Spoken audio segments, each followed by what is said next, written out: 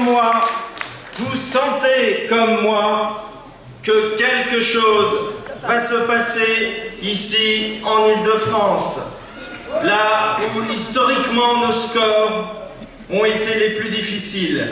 Vous sentez que toute l'Île-de-France, et avec elle, de nombreux Français dans le monde, car les Français de l'étranger vont voter sur cette circonscription de l'Île-de-France. Vous sentez que tous les Français sont en train de se réveiller, parce qu'ils n'acceptent pas la fatalité, parce qu'ils n'acceptent pas le renoncement, et parce que dimanche prochain, ils veulent donner une grande claque au régime européen.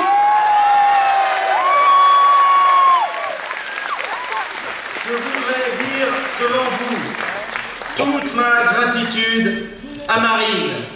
Marine qui est venue me soutenir dans ce meeting aujourd'hui. Marine qui est en meeting presque tous les jours, qui fait sa campagne dans le Nord-Ouest et qui soutient fortement, comme vous le constatez, en même temps les 7 autres campagnes des autres têtes de liste, sur le terrain, sur les plateaux de télévision. Et je vous laisse imaginer l'énergie consommée que cela peut représenter. Je ne sais pas si nous défendons le village d'Astérix, comme le prétendent nos adversaires, qui eux, c'est certain en tout cas, sont passés chez les Romains. Mais ce qui est certain, c'est que le secret de la potion magique, il est chez Marine.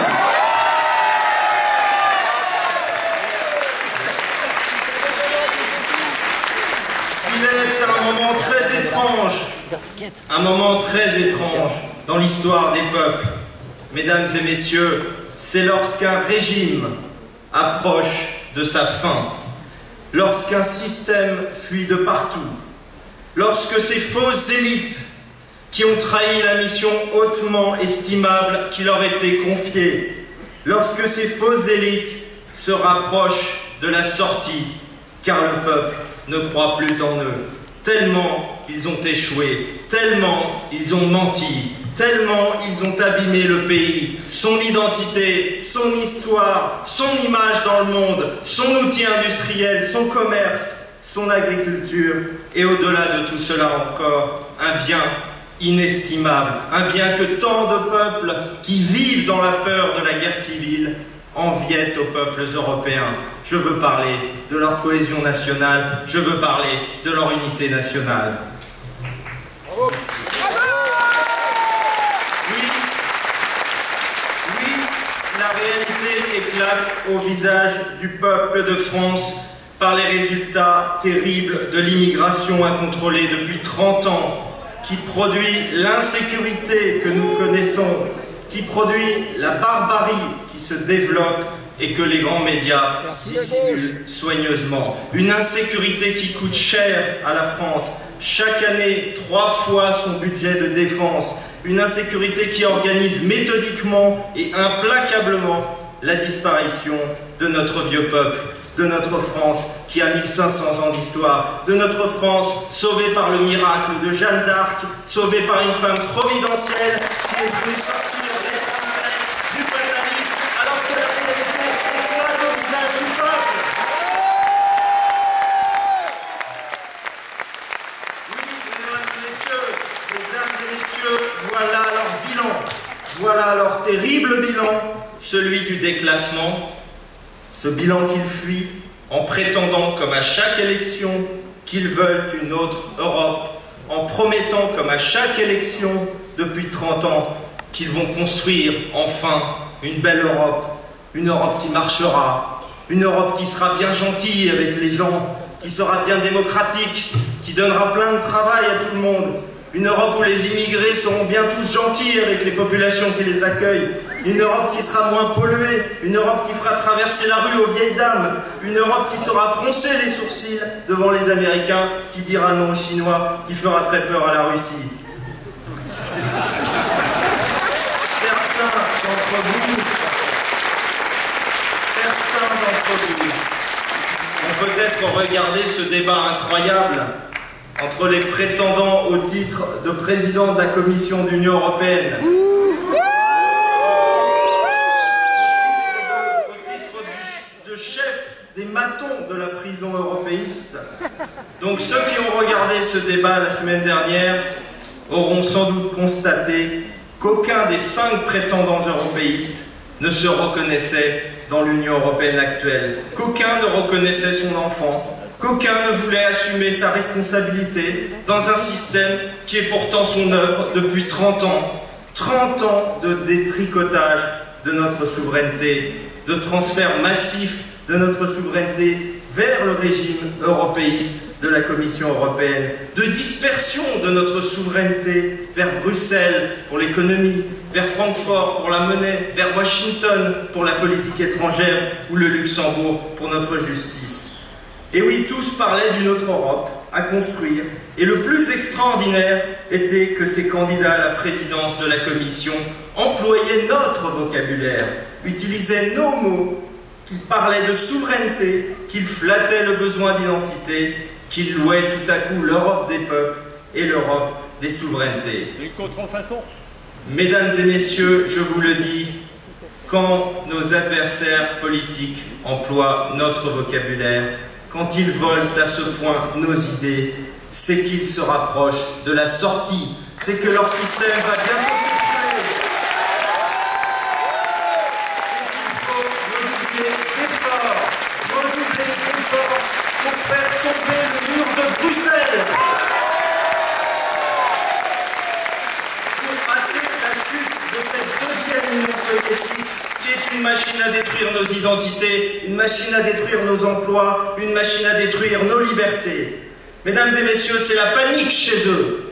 Semaine après semaine, ils voient la grande dynamique souverainiste s'installer partout en Europe. Ils la voient se lever massivement. Ils la voient contester en profondeur le régime européiste, mais contester en s'appuyant sur la réalité, sur des analyses, en proposant un changement crédible, la renaissance de la souveraineté et donc de la démocratie authentique. En vérité, ils n'ont plus d'arguments. Alors il leur reste l'insulte et le mensonge. Alors ils essaient de s'attaquer aux personnes, à leur parcours, à leur légitimité professionnelle. Ils essaient de faire croire que nos députés seraient des fainéants, inexistants. Ils font mine de révéler de fausses statistiques en omettant soigneusement de dire la vérité aux Français, à savoir que nos députés ne disposent pas aujourd'hui de groupe au Parlement européen et donc que par définition, ils n'ont pas le droit de peser dans les commissions spécialisées du Parlement. Mais ils ne parlent pas de nos milliers de votes au Parlement européen, de tous nos efforts pour freiner l'œuvre de destruction.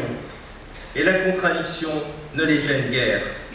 Car enfin, si nous ne travaillons pas comme ils le prétendent, pourquoi alors ont-ils si peur que le Front National est un groupe puissant au Parlement européen? Il faut savoir, soit nous ne travaillons pas, et alors nous ne représentons pas un danger pour eux, soit nous représentons un danger pour eux, et c'est manifestement le cas, étant donné la panique, c'est donc que nous travaillons.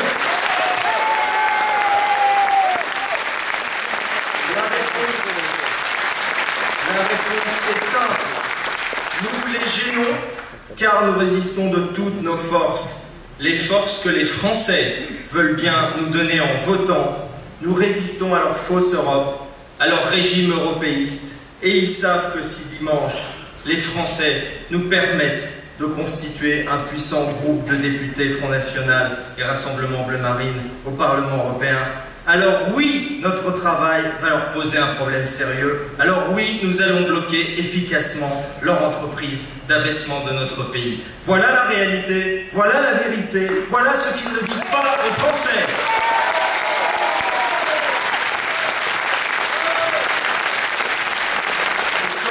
Et comme si ce mensonge ne leur suffisait pas, il lui ajoute un formidable déni de démocratie. Vous avez remarqué comme moi qu'ils ont trouvé une nouvelle idée pour détourner les Français du vote. Ils prétendent que quand on est contre ce système européiste, contre le système actuel de l'Union européenne, pourquoi alors vouloir des représentants? Pourquoi vouloir y participer? Cette logique-là, mesdames et messieurs, elle porte un nom simple. le régime du parti unique. L'UMPS rêverait de pouvoir continuer à régner en régime de parti unique en France. Et donc il rêve d'un régime européiste. Vous avez bien entendu, mesdames et messieurs, ils sont en train d'expliquer aux Français, tranquillement, que si les Français sont des opposants, ils doivent rester chez eux le 25 mai. Mais ce n'est pas ce qui va se passer. Et vous savez pourquoi ça ne va pas se passer? Parce que les Français, ce vieux peuple qui a survécu à bien des périls, oui, les Français sont peut-être parfois longs à la détente, longs à se réveiller, mais quand ils se réveillent, quand ils comprennent le film, ils comprennent qu'ils se sont fait complètement arnaquer.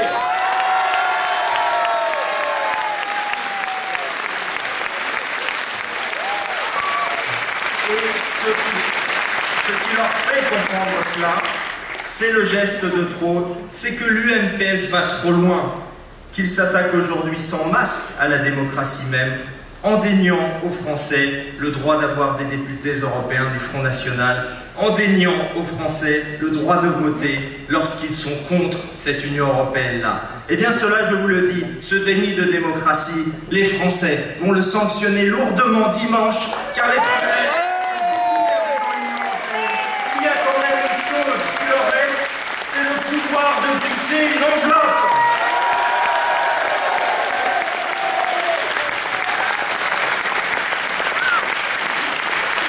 Ils ont commencé à comprendre, les Français, à comprendre d'abord qu'au bout de ce que l'UMPS appelle la construction européenne, et qui est en réalité une déconstruction européenne, une déconstruction identitaire, une déconstruction démographique, civilisationnelle, économique, militaire, et bien au bout de cette soi-disant construction européenne, il n'y a pas d'Europe puissance.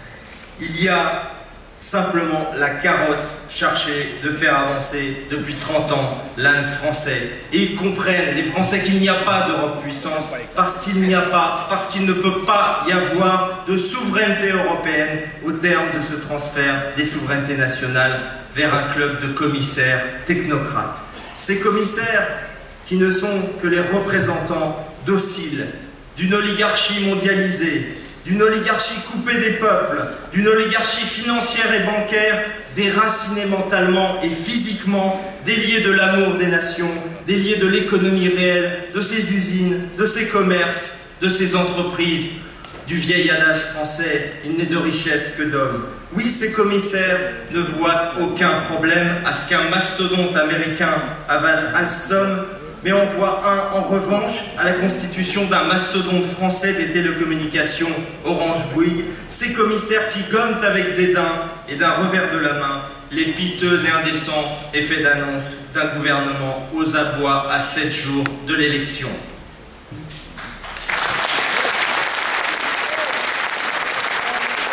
Alors, que construisent-ils après le marché unique européen? En vérité, un grand marché euro-américain avec le traité transatlantique entre les États-Unis et l'Union européenne. Sur le modèle de celui qui a été signé en octobre dernier entre l'Union européenne et le Canada. Oui, les Américains mettent en place, en vérité, d'abord un traité transpacifique avec leurs alliés du Pacifique face à la Chine, et parallèlement, de l'autre côté, ils mettent en place un traité transatlantique avec l'Union européenne. Car leur objectif est de faire autour des États-Unis le centre d'un vaste empire économique et géopolitique pour empêcher la naissance d'un monde multipolaire. Et pendant qu'ils tissent leur toile sur leurs façades atlantiques et pacifiques, ils utilisent la crise ukrainienne pour creuser le fossé entre la Russie et l'Europe, pour détruire la relation économique entre la Russie et l'Allemagne, pour détruire la relation stratégique, militaire entre la France et la Russie, comme vous le voyez dans l'affaire des bâtiments navals Mistral, achetés par les Russes et que les Américains veulent nous interdire de livrer. Depuis 1990, mesdames et messieurs, depuis la chute de l'URSS, ce n'est pas l'Europe puissance, c'est l'Union européenne dans l'OTAN, et ceci pour préparer l'union euro-américaine avec Washington comme centre politique et militaire et New York comme centre financier. Et pour préparer cette union euro-américaine, il a fallu en France tuer ce qui restait de gaulliens, ne plus permettre ce qui fut la voix de la France au Conseil de sécurité en 2003 pour s'opposer à la guerre américaine contre l'Irak. Il a fallu faire de l'UMP un parti atlantiste, un parti soumis aux Américains comme les Monsieur Lamassoure qui vont...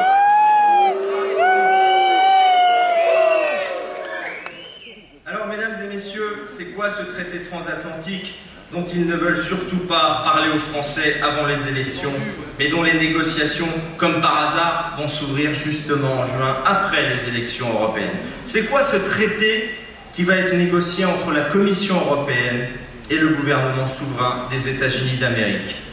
Quelle belle négociation équitable que cette négociation entre 28 États, dont la plupart d'ailleurs sont satellisés stratégiquement par les Américains, sont espionnés même par les Américains, 28 États qui ont délégué un mandat de négociation à des commissaires dont on connaît les vrais maîtres, je veux dire les multinationales, dont le capital est bien plus anglo-saxon et allemand que français.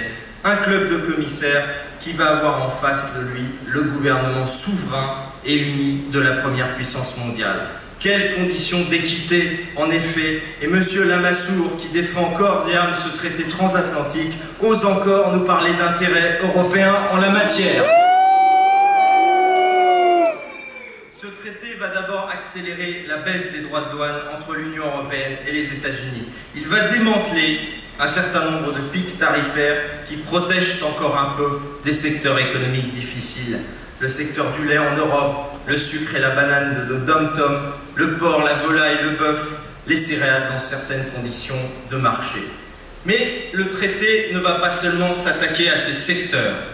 Il vise aussi à abaisser les barrières dites non tarifaires, c'est-à-dire les normes, les règles qui protègent certains secteurs. L'accroissement des pesticides dans l'agriculture européenne, la baisse de la sécurité sanitaire des aliments, l'effondrement de nos modèles alimentaires avec les OGM, les hormones de croissance, la destruction des appellations d'origine protégée, l'affaiblissement des normes d'utilisation des produits chimiques dans la chaîne alimentaire, les poulets traités au chlore, la viande aux hormones, les animaux clonés vendus aux consommateurs, le lait à l'hormone Monsanto, la viande de porc à la ractopanie sont autant de conséquences prévisibles de ce traité qui se prépare. Cet accord ouvrira aussi les marchés publics à tous les niveaux.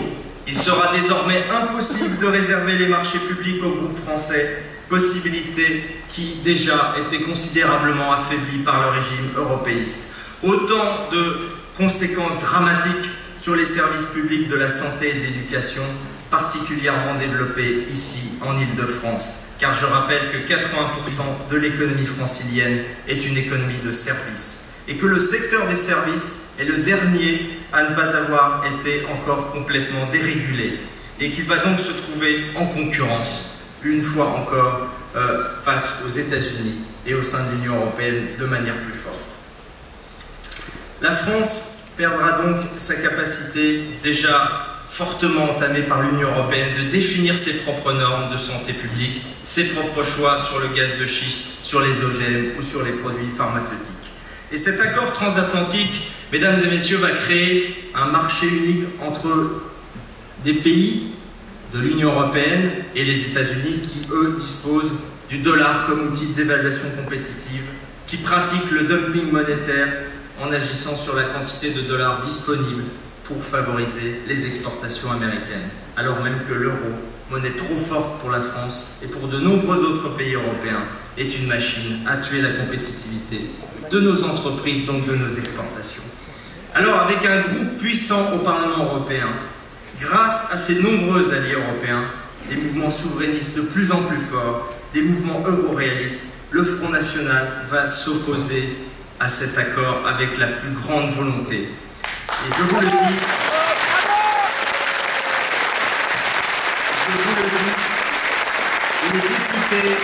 les députés du Front National mettront toute leur force dans la bataille pour faire échouer ce projet. Que les Français nous entendent avant qu'il ne soit trop tard et qu'après l'agriculture et l'industrie, les services ne connaissent eux aussi, un choc terrible. Voilà un exemple bien précis d'utilité de nos députés demain au Parlement européen pour défendre nos appellations d'origine protégées, garantes de la qualité des produits français, pour défendre notre modèle sanitaire, notre modèle alimentaire et pour empêcher que la pression déjà considérable du régime européiste sur la compétitivité de nos entreprises ne s'aggrave dans cette logique du marché unique euro-américain. Oui, les Français comprennent peu à peu que l'UMPS et ses outils périphériques de l'UDI Modem, des écologistes du Front de gauche et de tous ces micro-partis menés par des macros égotistes convaincus d'un destin présidentiel,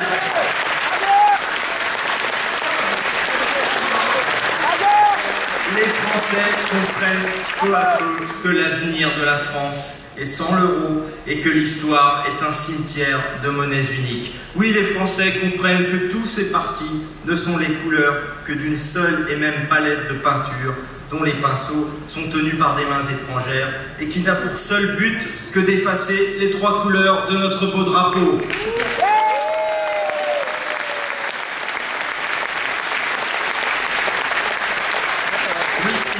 Que malgré la peur entretenue par l'UMPS, qui déclame des grandes formules qui ne veulent rien dire, comme sortir de l'Europe, c'est sortir de l'histoire, comme si tout le monde n'avait pas remarqué que c'est la civilisation européenne elle-même qui est en train de sortir de l'histoire, en effaçant justement ses nations, en niant ses racines chrétiennes, comme si ce n'était pas la France qui sortait de l'histoire.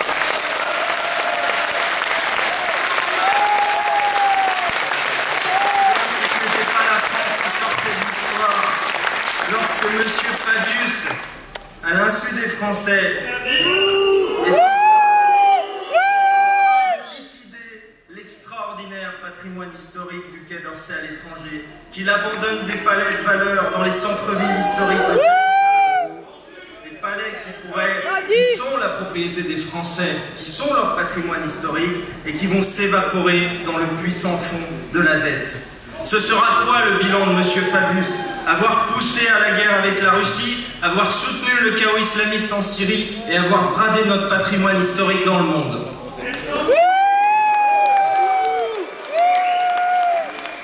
Cette UMPS, dans son déclin, qui fait mine de confondre nation et nationalisme, en déclamant encore des formules vides de sens, comme les nations c'est la guerre, l'Europe c'est la paix. Non, mesdames et messieurs, ce n'est pas l'Europe qui a maintenu la paix pendant la guerre froide, c'est la dissuasion nucléaire. Et puis d'ailleurs, après l'effondrement soviétique,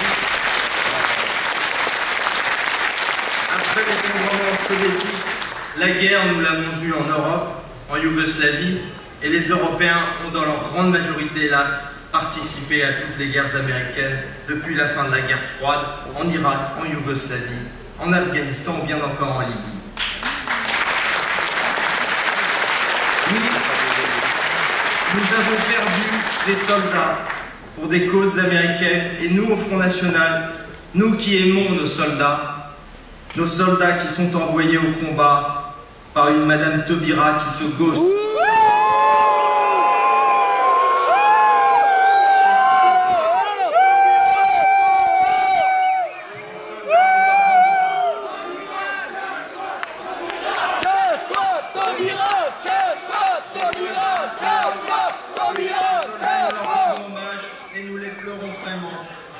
Parce que nous savons qui les a arrachés au leur. Alors, Madame Taubira, je vous le dis, nous n'avons pas de leçons à recevoir de vous, car nous avons toujours été du côté des insoumis, comme nous le sommes aujourd'hui.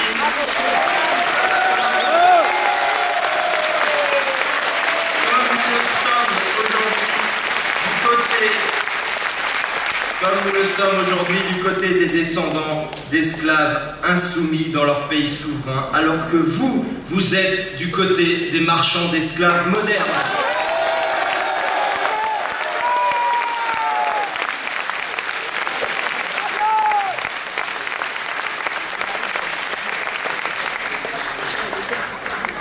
Nous ne nous battons pas pour les intérêts des multinationales qui concentrent l'essentiel de la richesse mondiale. Nous nous battons pour le peuple français. Nous nous battons pour ceux qui travaillent, ceux qui épargnent, ceux qui entreprennent, ceux qui investissent. Nous nous battons contre la spoliation du fruit, du travail et du capital des Français. Nous nous battons pour que l'argent que vous économisez, que vous voulez transmettre à vos enfants, ne vous soit pas volé un jour dans le seul but de renflouer les banques d'affaires qui ont spéculé dangereusement avec votre épargne.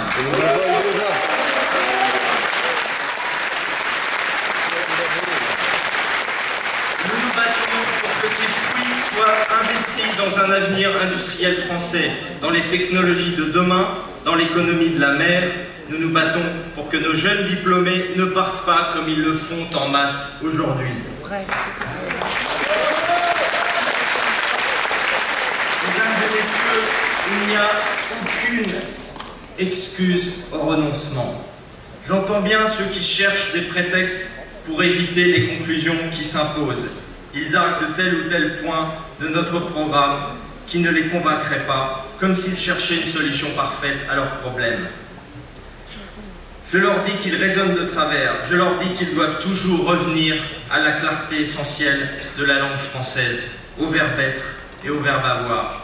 Le Front National est le seul parti qui propose de s'occuper sérieusement du verbe être, de notre identité, qui ne se réparera pas si nous laissons le temps passer.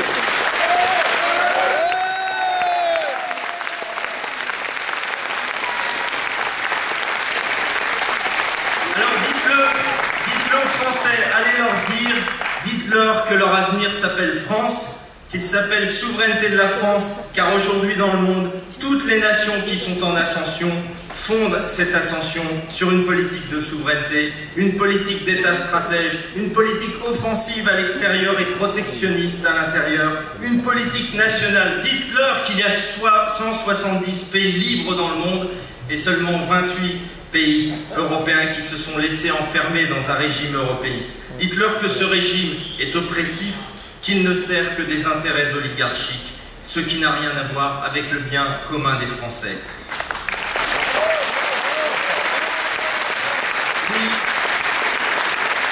Dites-leur que la solution, c'est nous-mêmes, que c'est la France qui s'est libérée de tout, la France qui s'est affranchie de tout, qui est sortie des pires déclins.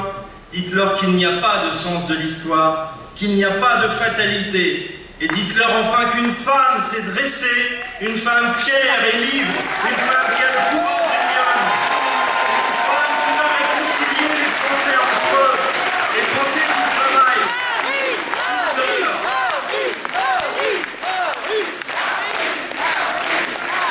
Dites-leur que cette femme qui va nous rendre notre bien commun le plus cher, celui que durant des siècles nos rois et nos républiques ont fait rayonner à travers le monde, qui va nous rendre notre souveraineté. Oui, Marine, c'est toi que nous voulons, c'est toi que nous